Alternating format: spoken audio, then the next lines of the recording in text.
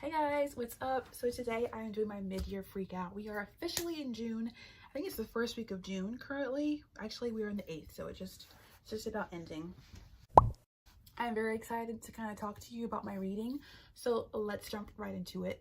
Like I said, we are currently in June. I have read 23 books, which translates to 8,176 pages.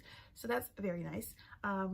I have that my shortest book was the first book in Saga, and that was 144 pages. I don't have that book on hand, but I do have other iterations of Saga. And Saga is just like a really good comic book that I am currently graphic novel. I don't know the difference. Let me know down below, because I don't know the difference between a comic book and a graphic novel. But I'm reading this right now, and it is about like an intergalactic war, and we're following two characters who are different species and whose species are in war with each other, and they fall in love, which is like illegal, and so they're being hunted by their own people. But then they have a child, and now their whole family is being hunted. Really good stuff. The longest book I read this year was Royal Assassin, which is the second book in the Assassin's Apprentice series by Robin Hobb. That was pretty good. It was 675 pages. Now, I've been looking at different like websites for like Storygraph and Goodreads and like trying to compile up some data here. Nothing is perfect. I definitely can tell there are some mistakes here and there, but like with the gist of it, we can look at kind of my my mood reading here. When I imported my data from Goodreads to Storygraph, it claims I've only read 20 books, but I've read 23. So somewhere along the way, 3 got missing. That's fine. We'll just continue on. But with the gist of it, my biggest mood reading is in dark, which is hilarious because I could have told you that. I mean, I love a book that's dark, that's gritty, that not dark in the sense of scary, but dark in the sense of like emotional and sad and depressing, that kind of dark. And so second is emotional. I could have told you that.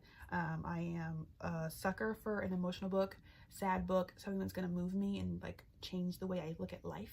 Like I love those kind of books. And I don't mean like nonfiction, because I don't really read like nonfiction at all. Like I might read 2 a year. I just mean like really good like lit fit books that just change the way I see the world.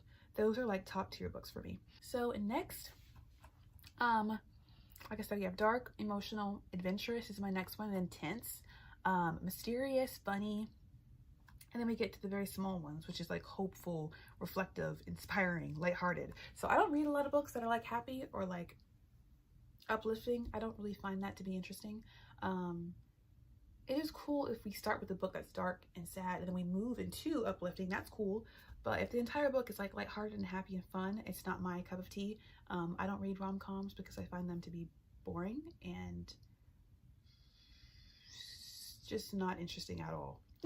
So yeah, pace, which I never really pay attention to, but it says that my biggest value is in medium pace. Page number, about 65% of my books are between 300 pages and 499 pages. I've read all fiction books this year, and with the stats that I took just like looking at it manually, I read 7 fantasy, 6 literary fiction, 2 sci-fi, 3 romance, 3 thrillers, and 2 historical fiction books. So that's kind of the overall stats of my reading this year. Now, if we get into some fun little questions, my best book that I've read so far is such a hard question to answer, but I do have to turn to the books that I actually bought this year, and I bought them because I read them this year and I was obsessed over them. So honestly, I would kind of have to give that award to like all 4 of these books. I'm not going to go over them too incredibly difficult, like too over the top, but Yellowface blew my mind. It blew my mind. I have a reading vlog. Definitely go check that out. Also, Lessons in Chemistry. I thought this book was a rom-com. That's why I like never read it when it was popping off.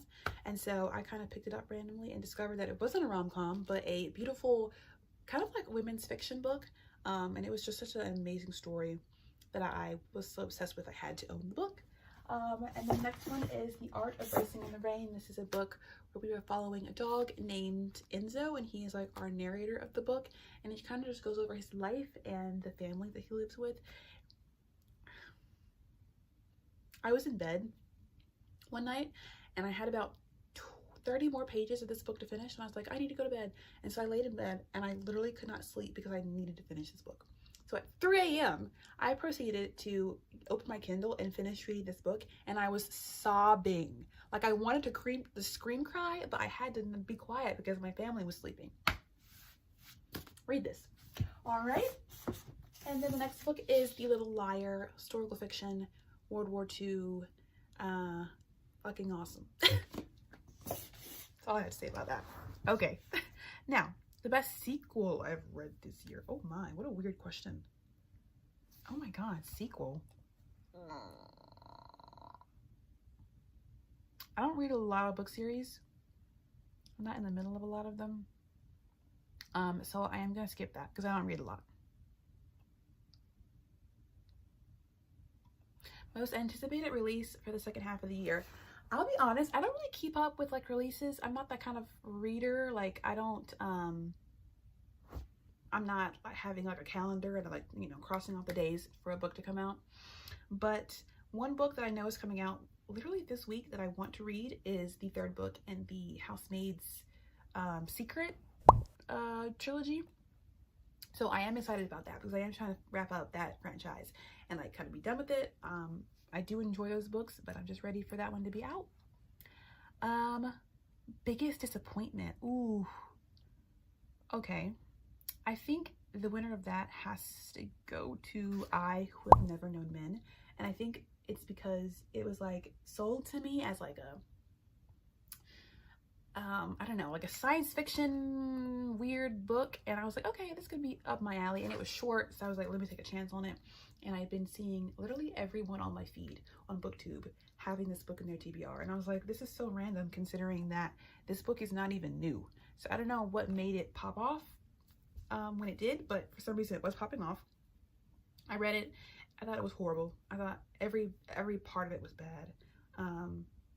I still do not understand the hype or like why some people gave it 5 stars. I don't know, we're just different, and I didn't enjoy myself, but I pushed through because it was so short. So that's my answer. Biggest surprise. Ooh, you know what? I know right away. Biggest surprise is In the Likely Event by Rebecca Yarros, and I give the award to that book because, first of all, I don't read romance ever. If I ever read romance, it has to be like emotional, deep romance. It can't be rom-coms. Like I said, I hate rom-coms. I hate any kind of like comedy book. Do not give that to me. I will literally return it. Nicely return this book to you because I know I'm not going to enjoy it. So whenever I do pick up a romance, it really has to be deep and like moving. And this one surprised me because I didn't think he was going to do that for me, but I was willing to try, and I loved it. I mean, I was obsessed, guys. Reading vlog up here, go check it out. I also hate dual timelines, so that was fucking me up. I just don't like that at all, and that had it in there, but somehow I pushed through and I gave it 5 stars and obsessed. So love that for me. Newest fictional crush, honestly, probably has to go to the first book in the Naturals. I read that like 2 weeks ago, so I have to pick up the next one soon. Reading vlog. So I picked that one up, and as soon as I heard the character's name Dean, I was stopped in my tracks, which you could claim that it's not even like a new crush because I've loved Dean Winchester. If you guys know, you know. I've loved that man since I first laid eyes on him. So whenever, you know, I hear the name Dean and a character, like, I'm already obsessed with you. You don't even have to explain yourself or tell me what you look like or what your personality is. I already love you. So that's kind of where I'm at with his character. I just love him. And I love him even more because when he was described and we got his personality, it was literally so similar to Dean Winchester that I was obsessed. So that's the crush. Always will be the crush because Dean is the man. Newest favorite character. Ooh. What an interesting question. Ooh, my gosh, what a question.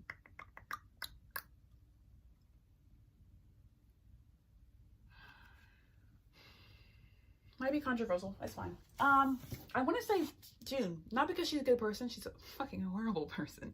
But I think the reason why I love her is because I love reading about psychotic behavior. I love reading about that because it's so out of pocket. It's so crazy. It's like you're inside someone's mind in the worst way. Like in the worst way, you're hearing someone's thoughts and you want to get out, but at the same time you can't leave because you need to hear more incriminating information. So obsessed with her. Love that book. Thought it was fucking phenomenal. And can't stop thinking about her. Book that made me cry. So many books. So many books made me cry, guys. The Art of Racing in the Rain made me cry. In the Likely Event made me cry. Lessons in Chemistry made me cry. What else? Is that it? I think that's it. No. Carrie Soto is back. Made me cry. I think that's it. The Little Liar. The Little Liar. That fucking book is evil. Oh my god, that book is evil. I literally... Oh my god, it's fucking crazy. I have to say, if you guys love historical fiction books, if you guys enjoyed The Book Thief, or at the very least like the idea of The Book Thief, you're gonna be obsessed with The Little Liar by Mitch Albom. Please go buy it. Please go read the sample. That's all I ask of you. Go read the sample. Book that made me happy. This is an interesting question considering the fact that I don't enjoy reading happy books.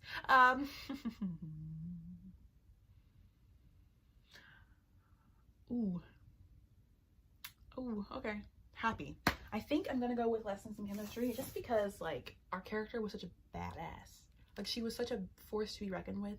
Where in the 1960s, our, you know, main character is a female, she's a scientist, but no one would take her seriously because she's a woman in the science realm during the 60s. So no one thinks she's a real, like, scientist. No one takes her seriously. No one trusts her. No one thinks she's smart. And she has to prove herself at every turn, and she has to protect herself at every turn, and she does it with such power and with such poise, and it's just so amazing that there were so many moments in this book that were sad, which made me cry, but there were so many other moments that made me so proud of her and proud of her strength.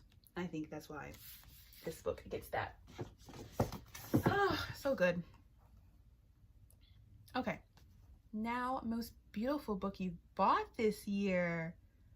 Okay. Like I said, I've only bought these 4 books this year because I've like kind of stopped buying books in a way. But honestly, the books I own are gorgeous. I'm obsessed with them, so I would literally say that it would be Lessons in Chemistry because it's so gorgeous, guys. Look at that. Look how pretty she's gorgeous. But I also love Yellowface, even though it's super simple. I think it's super clean and like really cute. So I also love Yellowface.